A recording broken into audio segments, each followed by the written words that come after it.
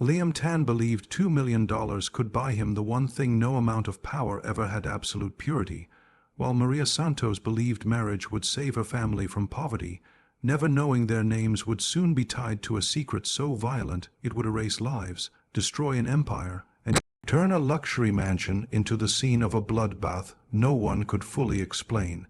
In 2018, whispers began circulating among high-end business circles in Singapore about a marriage that did not make sense, even by elite standards. A reclusive millionaire, known more for his wealth than his personality, had quietly arranged a wedding that cost more than most people would earn in a lifetime. He was a man who avoided interviews, rarely appeared in public, and operated his business empire through layers of intermediaries. Those who worked with him described him as disciplined, obsessive, and deeply suspicious of human motives. To him, trust was not earned through love but purchased through control. What raised eyebrows was not only the secrecy but the price. Nearly $2 million had reportedly changed hands through international matchmaking brokers who specialized in discreet arrangements. The promise was disturbing in its simplicity: a young Filipino woman with no past, no attachments, and no voice in the terms of the deal. The transaction was framed as cultural tradition, but behind closed doors it was a calculated purchase. The bride was selected after background checks, medical examinations, and long interviews conducted without warmth or emotion. Her life story was reduced to documents, charts, and signatures. The woman came from a poor fishing town where opportunities were scarce and choices were limited. Her family was approached with an offer that felt impossible to refuse. The brokers spoke of security, respect, and a future free from hardship. They described the groom as a generous man who valued traditional values and loyalty above all else. What they did not explain was the cost of that loyalty. By the time the final papers were signed, the path ahead had already been sealed. The wedding itself was stripped of celebration. It took place in a private overseas location chosen for legal convenience rather than beauty. There were no friends, no extended family, and no public record beyond what was required by law. The bride wore a dress chosen for her, stood where she was told, and followed instructions she barely understood. Photographs were taken only for internal files. Within hours the event was over, as if it had never happened at all. Shortly after, she was flown to Singapore under tight supervision. Upon arrival, she was taken directly to a large estate hidden behind high walls and security gates. The mansion was located far from crowded neighborhoods, designed to keep the outside world at a distance. Guards monitored every entrance. Surveillance cameras covered every angle. Even the gardens were carefully controlled.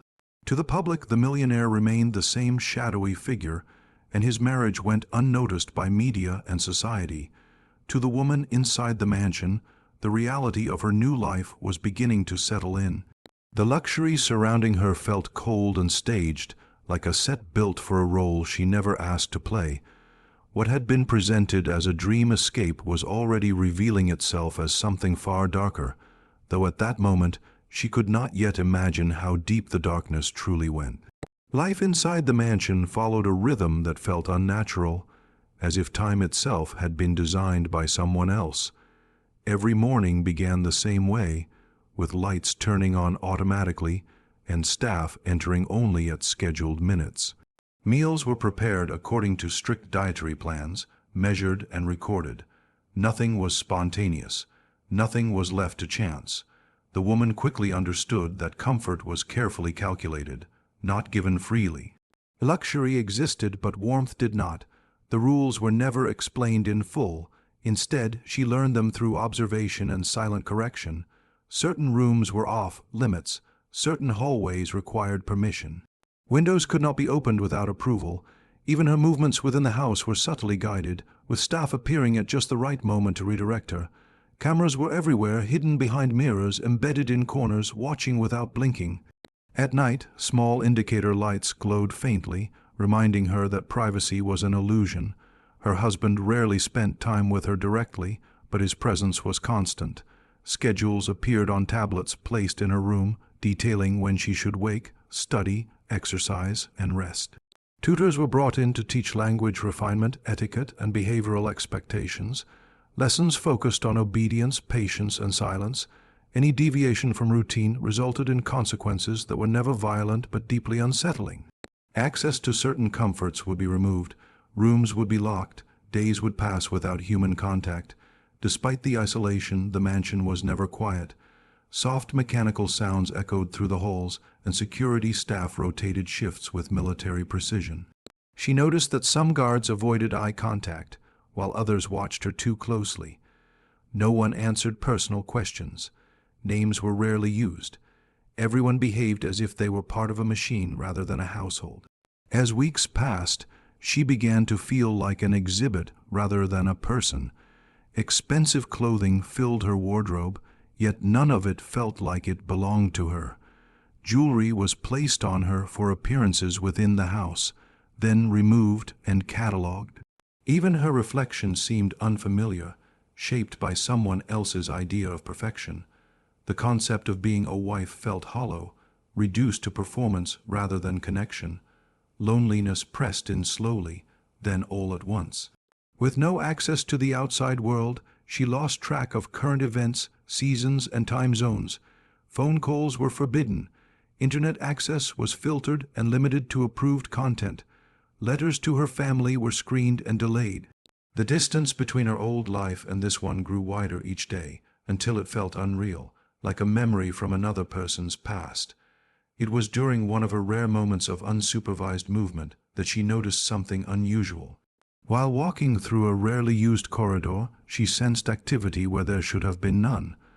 The hallway ended in what appeared to be a solid wall, yet faint mechanical sounds came from behind it. She felt subtle vibrations beneath the floor, rhythmic and deliberate. Later that night, she saw maintenance logs on a shared system indicating regular checks in an area that officially did not exist. The realization unsettled her more than the cameras ever had. The mansion was not just a place of control. It was a place of secrets, and whatever was hidden within its walls was important enough to be protected at all costs.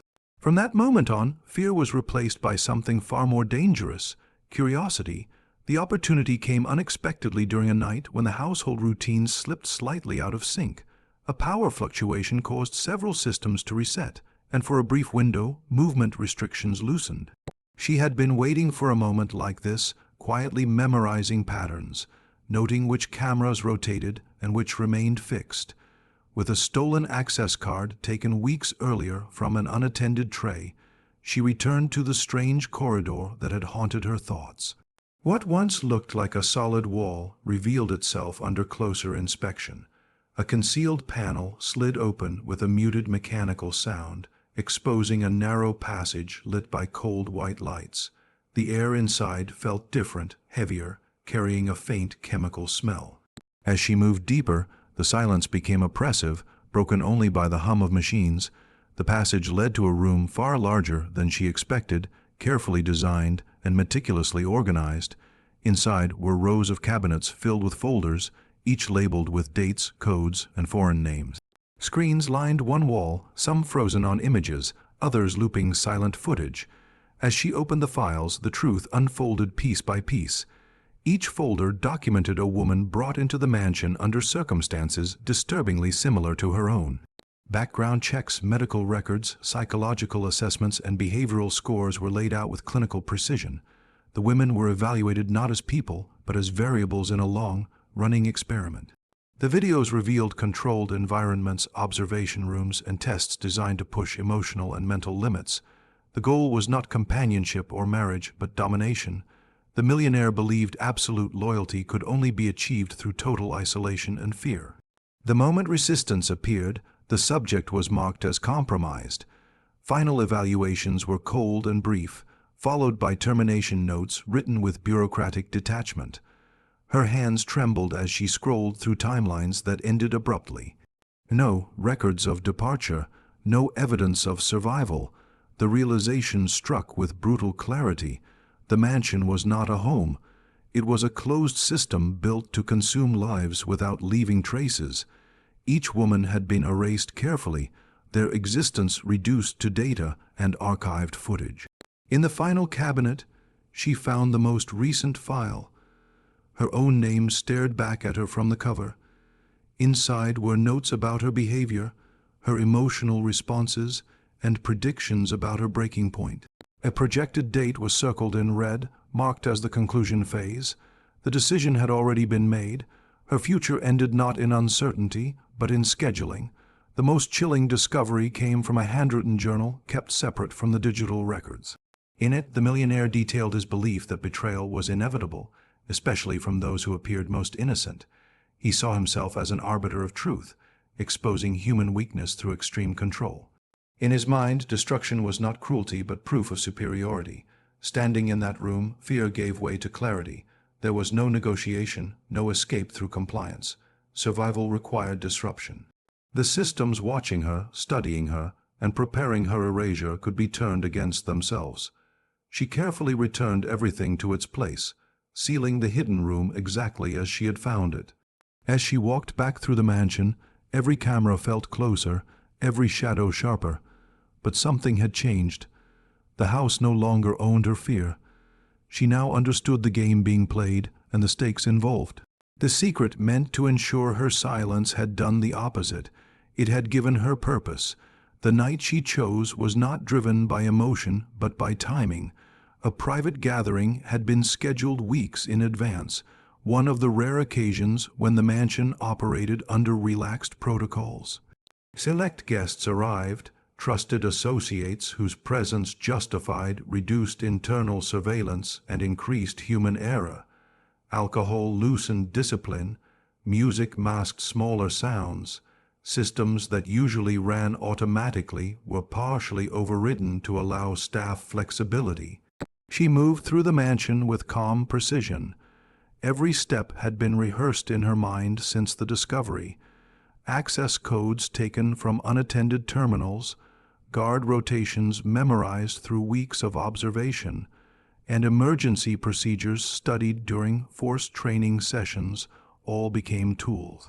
She did not act in haste, she acted in sequence. The first failure appeared harmless. A security door failed to unlock, forcing guards to reroute. Moments later, another door sealed unexpectedly, separating teams that relied on constant communication. Confusion spread quietly at first.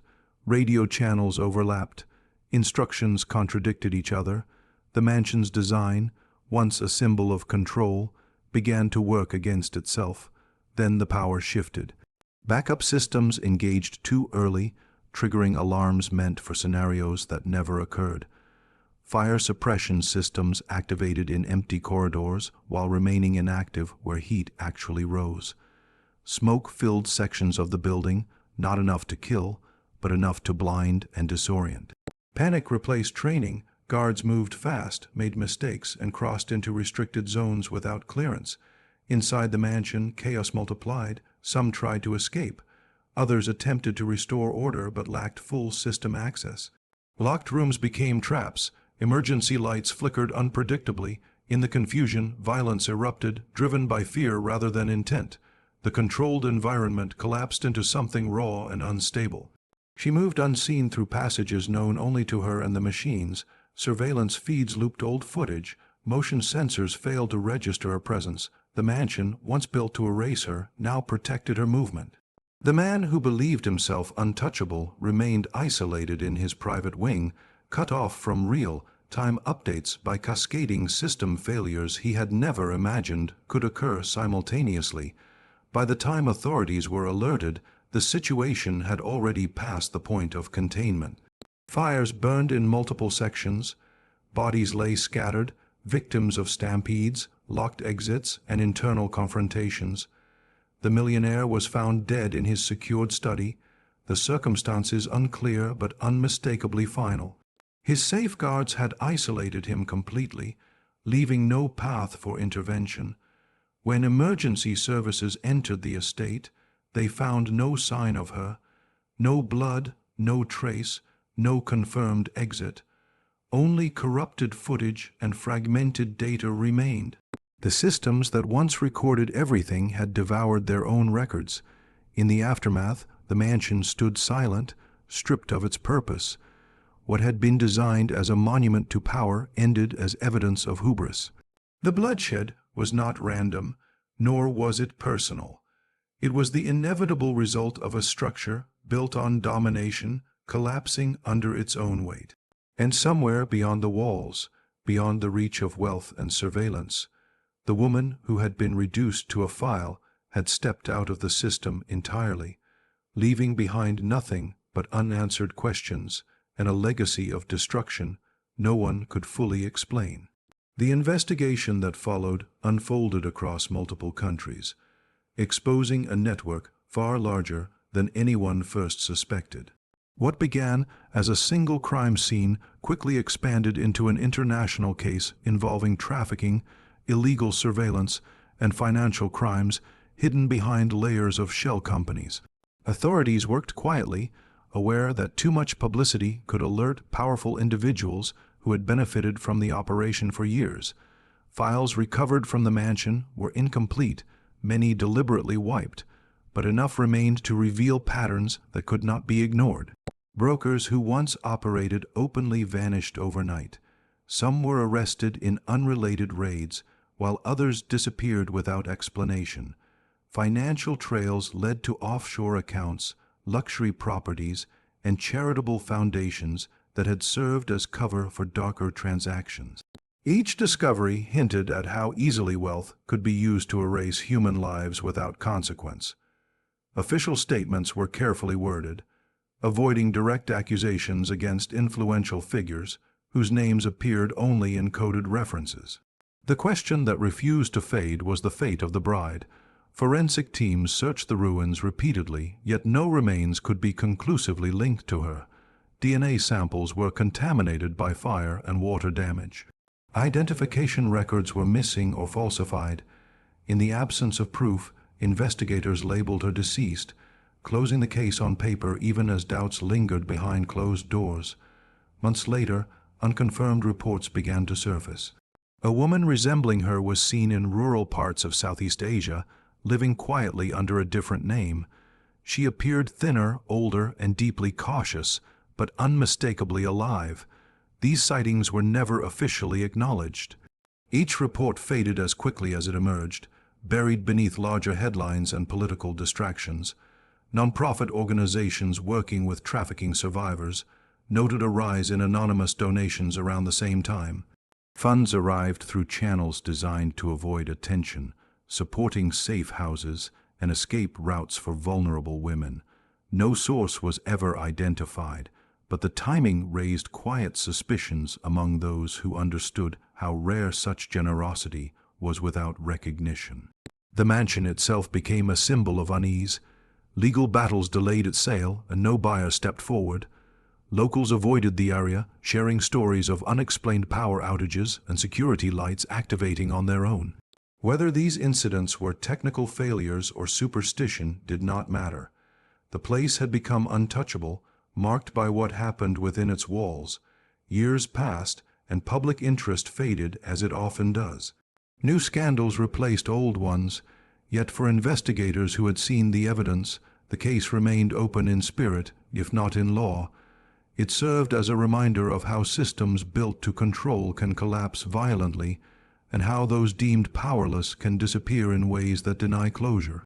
No official conclusion ever addressed the truth behind the bloodbath, but one outcome was undeniable. The man who believed he could purchase innocence and destroy it at will lost everything. His wealth, his secrecy, and his carefully constructed world ended in ruin. And somewhere beyond records and surveillance, a woman who was never meant to survive became the final flaw in a system designed to be perfect.